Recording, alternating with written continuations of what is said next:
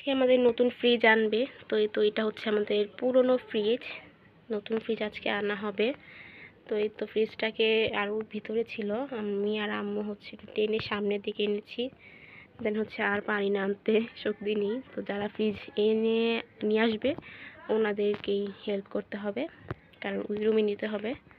তো এই পর্যন্ত এনে আমি আর আম্মু রেখেছি। ফ্রিজের ভিতরটা আমি দেখাচ্ছি একটু। সব কিছু না, মানে কিছু কিছু জিনিস হচ্ছে আম্মু বের করে রেখেছে, যেহেতু ফ্রিজটা অনেক ভারী। তো যা যা ছিল অল্প কিছুটা বের করে নিয়েছে যাতে একটু হালকা হয়। সো ফ্রিজ আমরা কিনবো অনেক দিন ধরে ভাবছি, বাট হঠাৎ ভাই আজকে ফোন করে বলতেছে যে আজকেই নাকি ফ্রিজ আনবে। তো ফ্রিজের জন্য জায়গা খালি করে রাখতে হবে। তো আমি আর আম্মু একটু আনলাম। তো ফ্রিজ এত ভারী আনতে আর পারছি না। ফ্রিজটার সমস্যা মানে এই যে দেখেন কত বরফ জমে আছে, এই জন্য হচ্ছে নতুন ফ্রিজ আমাদের নেওয়া। দেখেন কত বরফ ভিতর দিয়ে। আর মানে মাছ মাংস রাখা যায়, কিন্তু কখনো যদি হুটহাট কোনো গেস্ট এসে পড়ে তখন তো আর সাথে সাথে মাছ মাংস বের করে আম্মু রান্না করতে আর পারে না। কারণ দেখেন কত বরফ, এই বরফের মধ্যে আম্মু কীভাবে হুটহাট করে রান্না করবে। বাসায় গেস্ট আসলেও আমাদের একদিন আগে থেকে বলে রাখতে হয়, কারণ ফ্রিজ তো সমস্যা। তো এই তো আমার মামা মামি বা নানি বাসা থেকে কেউ আসলে আমাদেরকে একদিন আগেই বলে দেয়। তো এই জন্য হচ্ছে নতুন ফ্রিজটা নেওয়া। এত বরফ, আর কিছু কিছু আবার গন্ধও কয় মাছ মাংস রাখলে, অত একটা না বাট গন্ধ কয়। সেজন্য এবার কুরবানিতে নতুন একটা ফ্রিজ নিতে যাচ্ছে আম্মু। তো আজকে নাকি ভাইয়া ফোন করলে বললো ভাবিকে যে আজকেই ফ্রিজ আনছে। তো এই অবস্থা ফ্রিজের। আর এই ফ্রিজটা কি করব সেটা আমি জানি না শিওরলি। তো এই যে এখানে পানি জমে থাকে, জন্য আম্মু হচ্ছে দিয়ে রাখছে, গামছা দিয়ে রাখছে। ফ্রিজের মধ্যে এখনো ফল আছে কিছুটা, আর ওইগুলো জানি কি এটা পড়ে গেল। এত পানি জমে আর এত পানি পড়ে কি বলবো আর। তো এই তো আমাদের নতুন ফ্রিজ আনলে হচ্ছে আপনাদেরকে দেখাবো আমাদের কি ফ্রিজ এনেছিল। আর এইটা হচ্ছে এই ফ্রিজ পাওয়া, এটা অনেক বছর গিয়েছে। তো এটা আমাদের ফুল ফ্রিজটা স্মৃতি হিসেবে রেখে দিলাম। তো আপনাদের সাথে আমাদের নতুন ফ্রিজ যখন আনবে তখন হচ্ছে আপনাদেরকে দেখাবো। আর আমার কথা বলতে একটু সমস্যা হয়, যেহেতু নতুন ব্লগিং করছি। তো সবাই একটু ক্ষমা করবেন, একটু ম্যানেজ করে দিবেন কথাবার্তাগুলো। তো নতুন ফ্রিজ যখন আনবে তখন আবার আপনাদের সাথে দেখা করছি। এই তো আমাদের নতুন ফ্রিজ এসে পড়েছে। এটা হচ্ছে কালোর মধ্যে, দেখে জানাবেন আপনারা কেমন হলো আমাদের নতুন ফ্রিজ।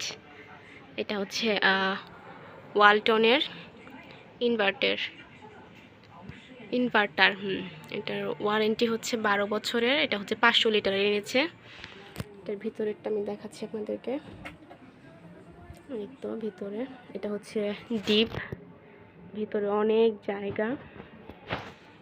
হাত দিয়ে আমি আপনাদেরকে দেখাচ্ছি, দেখেন কত দূর পর্যন্ত যায়, অনেক জায়গা এটার মধ্যে। সো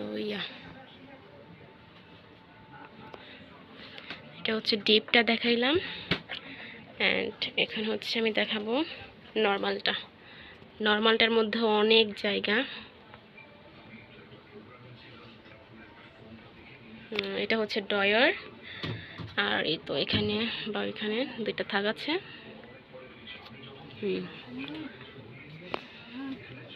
সো এই তো আমাদের পুরো ফ্রিজ। কেমন হয়েছে আপনারা জানাবেন। 500 লিটারে এটার প্রাইস পড়েছিল, অফারের থেকে এনেছিল এটার দাম পড়েছে মেবি 43 কিংবা 44 হাজারের মতো পড়েছে, সঠিকটা আমার খেয়াল নেই কি বলেছিল। তো কেমন হলো আমাদের ওয়ালটনের এই ফ্রিজ, আমাদের নতুন ফ্রিজটা, সবাই আপনারা কমেন্ট করে জানাবেন।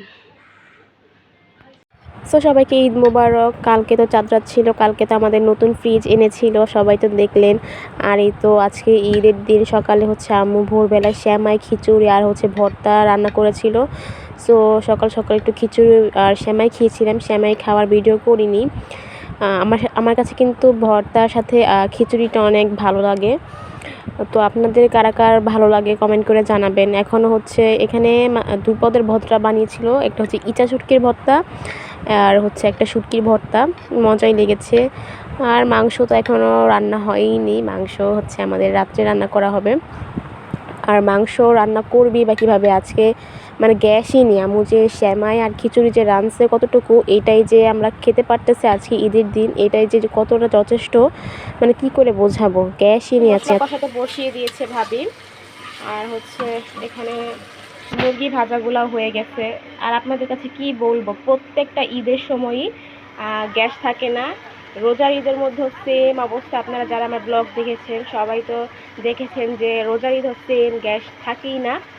আর সকালবেলা আম্মু তো ভোরবেলা উঠে হচ্ছে কি বলে যে দুই সেমাই রান্ধে, ওইগুলো সব আম্মু রান্না করে রেখে দেয়। ভোরবেলা না উঠলে তো সেমাইও খাওয়া যায় না। তো এই তো এখানে হচ্ছে আপাতত এখন 9টা বাজে, 9:33, 9:30 বাজে গ্যাস আসছে। আর ভাবি এখানে হচ্ছে মুরগি রান্না করতেছে। এত দেরি করে যদি গ্যাস আসে আর মানুষ কি করে বলেন এভাবে। তো যাই হোক, গ্যাস তো এসেছে, এখন একটু নিশ্চিন্ত হলাম, এখন একটু রান্না করে খেতে পারবো। তো এই তো এখানে হচ্ছে মুরগি ভাজাগুলা দিয়ে দিয়েছে। এটা কি আরো কষাবে আর হচ্ছে আলুও দিবে। আলু দিয়ে মুরগি খেতে কিন্তু আমার কাছে অনেক ভালো লাগে। আলু ছাড়া তোমার মুরগি বা গরু আমার কোনোটাই ভালো লাগে না।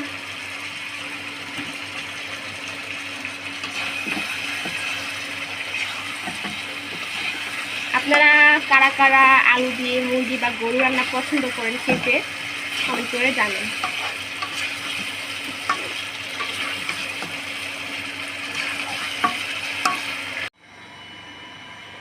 তো এখানে হচ্ছে ভাবি পানি দিয়ে দিয়েছে, মুরগি রান্না প্রায় শেষ, এখন শুধু সিদ্ধ হওয়ার কথা। আর আমি কিন্তু রান্না বান্না তেমন পারি না, তো আমি জানি না কিসের পর কী করতে হয় রান্নার ব্যাপারে। সো আপনারা আবার কমেন্টে কেউ উল্টাপাল্টা কিছু বললেন না আমাকে। আমি যেহেতু রান্না বান্নার ব্যাপারে কিছুই জানি না, মানে কিভাবে কি করতে হয়, আস্তে আস্তে শিখে নিব, বাট দেখা যাক ইনশাল্লাহ। তো পানি দিয়েছে, এখন সিদ্ধ হবে, দেন হচ্ছে আমার ফেভারিট মাংস রান্না হয়ে যাবে। ফাইনালি আব্বুর হাতের মাংস রান্না হচ্ছে। আমাদের বাসার কুরবানি ঈদে সবসময় কিন্তু আব্বুই গরুর মাংসটা রান্না করে। আপনাদের বাসায়ও কে কে মানে গরুর মাংসটা, কোরবানি ঈদের গরুর মাংস কে রান্না করে কমেন্ট করে জানাবেন। আমাদের বাসায় তো আব্বুই রান্না করে। তো এখানে হচ্ছে আব্বু গরুর মাংসের মানে কষানোর জন্য যা যা লাগবে, কাঁচামরিচ, তেজপাতা, আদা, রসুন, আদার্স যেই মশলা টশলাগুলো লাগে সবগুলো তো দিয়ে দিয়েছে। আমি অত কিছু নাম জানি না, আপনারা জানেন। সো এই তো এখানে যা যা লাগে সব কিছু হচ্ছে আব্বু দিয়ে মানে হাত দিয়ে এখানে সব মেখে টেখে নিচ্ছে। তারপর হচ্ছে গরুর মাংসটা মশলাগুলোর উপর দিয়ে দিয়েছে, দেন হচ্ছে চামচ দিয়ে সব কিছু মানে গরুর মাংসটা সবগুলো মশলার সাথে মিক্স করে নিচ্ছে। আর এবার ঈদ ব্লগটা দিতে আমার একটু লেট হয়ে গিয়েছে, একটু না অনেক বেশি লেট হয়ে গিয়েছে। সো সবার কাছে একটু সরি বলে নিচ্ছি। আর এখানে কিন্তু আব্বু তেল দেয় নাই, মানে সয়াবিন তেল বা যেই তেল দিয়ে রান্না করে রান্নার তেল, ওই তেলটা দেয়নি। আর হচ্ছে পানি দেয়নি, এটা আমি দেখলাম যে পানি আর তেলটা কিন্তু দেয়নি। সো পানি আর তেল ছাড়া হচ্ছে এইবার গরুর মাংসটা রান্না করছে। এই তো মাংস রান্না তো হয়ে গিয়েছে। আসলে আমার শরীরটা এত খারাপ লাগতেছিল তখন, মাংস যে যখন চুলার মধ্যে বসাইছিল তখন আমি আর ভিডিও করতে আমার মনও ছিল না। আর আমি একটু তাড়াতাড়ি শুয়েও পড়েছি, এত খারাপ লাগছিল তখন। তো এই যে রান্না হওয়ার পর আমি আপনাদেরকে দেখাচ্ছি যে মাংস রান্নাটা কেমন হলো। তো এই তো মাংস এখনো খাই নাই, খাবো।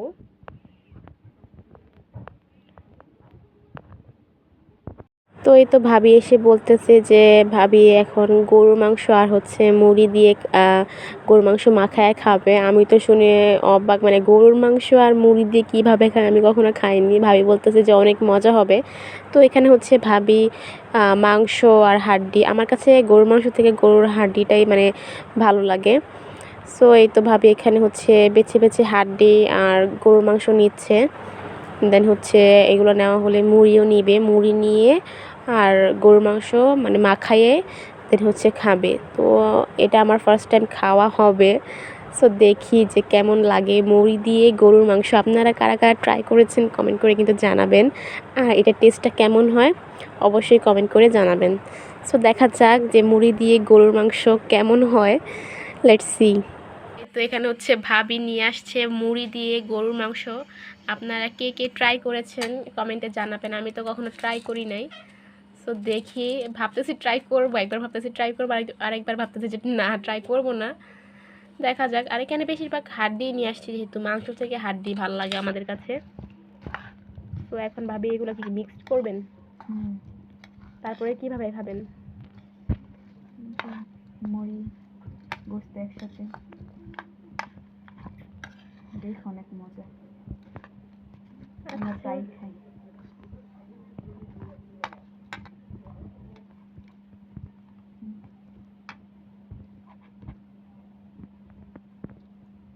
মুড়ি দিয়ে গরুর মাংস ভাতের মতোই মনে হচ্ছে,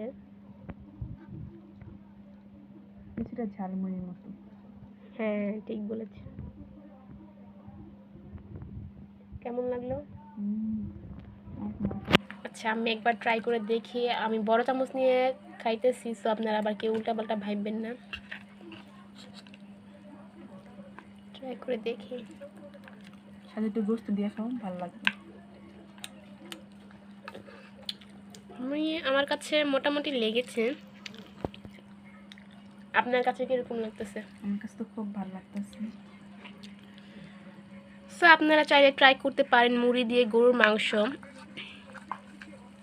আর ট্রাই করে জানাবেন যে কেমন লাগলো আপনাদের কাছে, কমেন্ট করে অবশ্যই জানাবেন।